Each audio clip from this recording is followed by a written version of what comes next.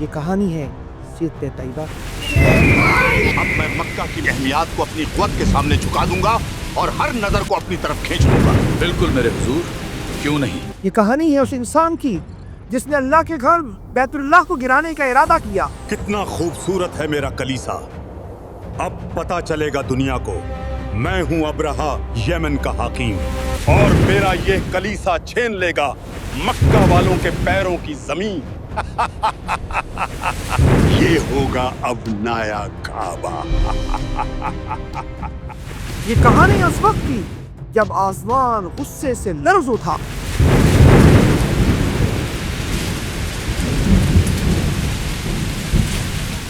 یہ کہانی ہے اس وقت کی جب ننھے پرندے لشکر پر چھا گئے۔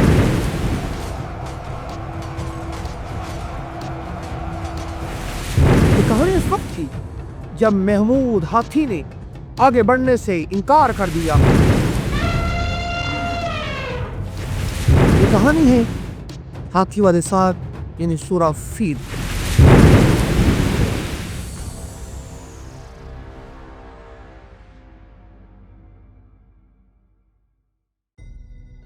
مجھے اچھی طرح یاد ہے ہاتھی والے سال ہی اللہ کے نبی کی ولادت ہوئی تھی۔ کون بھول سکتا ہے وہ سال؟ یہ تو ہم سب جانتے ہیں کہ اللہ نے ہاتھی والوں کے ساتھ کیا کیا، مگر یہ معلوم نہیں کیوں کیا۔ کون تھا ابرہا؟ وہ بیت اللہ کو گرانا کیوں چاہتا تھا؟ دراصل ابرہا یمن کا ایک بادشاہ تھا اور مذہب کے حوالے سے وہ غیر مسلم تھا۔ میرے اس کلیسے کی چمک کے آگے بھول جائیں گے سب مکہ کو۔ بالکل میرے حضور۔ اس نے دیکھا کہ پورا عرب حج کے لیے مکہ مکرمہ آتا ہے، کعبہ کا طواف کرتا ہے، تو اس کے دل کے اندر حسد کی آگ جا بجھی۔ اس نے سوچا کیوں نہ ایسا شاندار کلیسا تعمیر کیا جائے کہ لوگ کعبہ کو بھول جائیں۔ چنانچہ اس نے یمن کے شہر صنعاء میں ایک عالیشان کلیسا یعنی گرجا گھر تعمیر کیا جو سونے اور چاندی سے مزین تھا۔ یہ گرجا غر ایمان کی نئی تقدیر لکھے گا۔ ابرہا کا خیال تھا کہ لوگ اس کے کلیسا کا طواف کریں گے اور کعبہ کو بھول جائیں گے، لیکن کعبہ کی عظمت میں کوئی کمی نہ آئی۔ ہر روز نہ جانے کتنے ہی اونٹوں کے قافلے مکہ میں داخل ہوتے، لوگ اپنے اپنے بتوں کی عبادت کرتے، بازار میں تجارت کرتے اور اپنے وطن واپس لوٹ جاتے۔ مکہ میں ہر طرح کا ہنر ہے۔ صحیح کہا، آؤ کچھ چکو خریدیں۔ برتن بہت خوب بنائے ہیں، کیا دام ہے ان کا؟ وہ دیکھو ادھر ہندوستانی سیب بھی ہے۔ اس کے کلیسا کو سب دیکھتے لیکن کوئی اس کی جانب راغب نہ ہوتا۔ لوگ اس مٹی کے گھر کی طرف کیوں جا رہے ہیں؟ میں خود حیران ہوں حضور۔ دیکھو ذرا کتنا خوبصورت گرجا گھر ہے میرے دوست۔ اب چلو کہیں مکہ پہنچنے میں دیر نہ ہو۔ جب عربوں نے اسے قبول نہ کیا تو چند اوباش نوجوانوں نے اس میں غلاظت پھینک دی اور بعد ازاں ان نوجوانوں نے اس کلیسے کو جلا دیا۔ تو یہ ہے وہ عمارت، کتنی خوبصورت ہے، آج کی بات نہیں رہے گی۔ چلو جلدی کرو، تم اس طرف لگاؤ۔ اس بار ابرہا آگ بگولا ہوا۔ اس نے قسم اٹھائی کہ میں کعبہ کو گرا کر دم لوں گا۔ یہ صرف کلیسا نہیں جلایا گیا، یہ میری شان، میرا نام، میرا گھر، سب کچھ جلایا گیا ہے۔ کون تھا جس نے یہ جرات کی؟ میں اسے برباد کر دوں گا۔ وہ 60,000 ہاتھیوں کے لشکر کے ساتھ مکہ کی جانب بڑھا۔ اس کے لشکر کے اندر قائد حبشی بھی تھے۔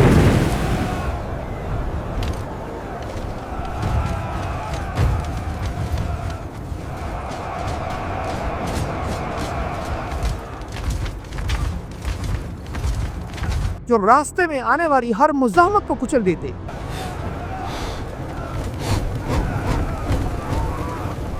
جب لشکر مکہ کے قریب پہنچا تو اہل مکہ پر خوف طاری ہو گیا۔ وہ ہاتھیوں کی وحشت سے ڈر گئے۔ ابرہا نے مکہ کے قریب پہنچ کر وہاں چڑھنے والے مویشیوں کو اپنے کنٹرول میں کر لیا، لوگوں سے چھین لیے उन्हीं मवेशियों में अब्दुल मुत्तलिब की 200 ऊँट भी शामिल थी। अब्दुल मुत्तलिब जो कुरैश के सरदार और काबा को मतवली थे, अबरहा से मिलने गए। अबरहा ने कहा, अब्दुल मुत्तलिब काबा की भीख मांगने आए हो तो वापस चले जाओ। अगर काबा की भीख मांगने आए हो तो लौट जाओ, मैं इसे बर्बाद करके ही यहाँ से वापस जाऊंगा। अबरहा के इस सवाल के जवाब में अब्दुल मुत्तलिब ने जो जवाब दिया वो तारीख का हिस्सा आया। मैं यहाँ अपने 200 ऊँट लेने आया हूँ। मांगे भी तो क्या ऊँट? क्या तुम काबा की सलामती नहीं चाहते? मक्का का मालिक अल्लाह है, वो उसकी हिफाजत खुद करेगा। मैं ऊँटों का मालिक हूँ, उनकी हिफाजत मेरी जिम्मेदारी है। अब्दुल मुत्तलिब ने जब ऊँट लिए और ऊँट लेकर जब वो मक्का में वापस आए, उन्होंने अहले मक्का को मुखातब किया और कहा, मक्का खाली कर दो।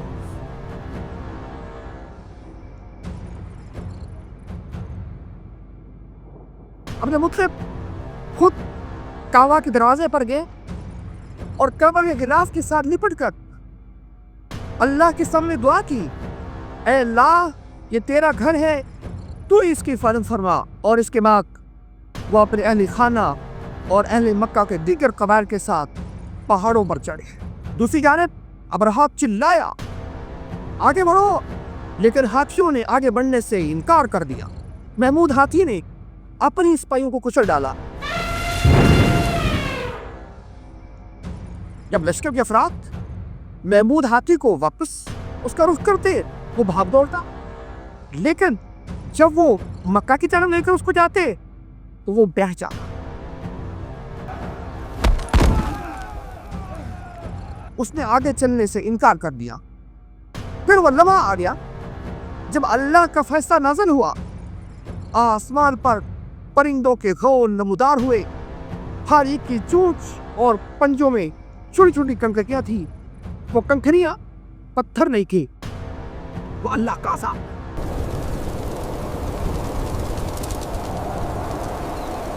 जहां गिरती वहां मौत लिख दी जाती। ताकतवर लश्कर चंद ही लम्हों में तबाह हो गया।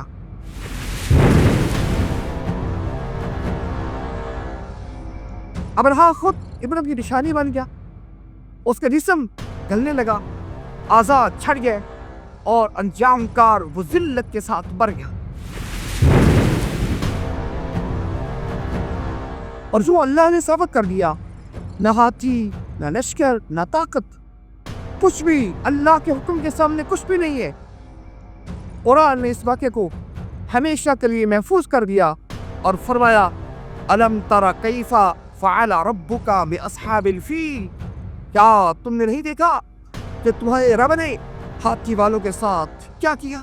यही वो साल था जिसमें रहमतुल लिल आलमीन हज़रत मोहम्मद मुस्तफ़ा सल्लल्लाहु अलैहि वसल्लम दुनिया में तशरीफ़ लाए।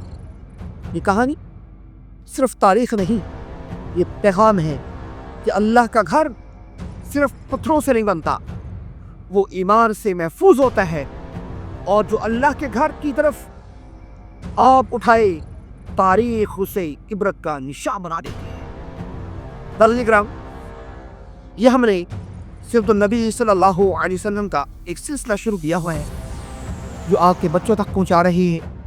ये ऐसा सिलसिला है जिसको समझने के लिए बात तस्वीर और डायलॉग के साथ, ताकि बच्चों की दिलचस्पी पैदा हो। हमारे मज़ीद वीडियो देखने के लिए हमारे चैनल को सब्सक्राइब कीजिए। अपने मेज़बान इम्तियाज़ अहमद तारड़ को इजाज़त दीजिए। अस्सलामु अलैकुम व रहमतुल्लाह।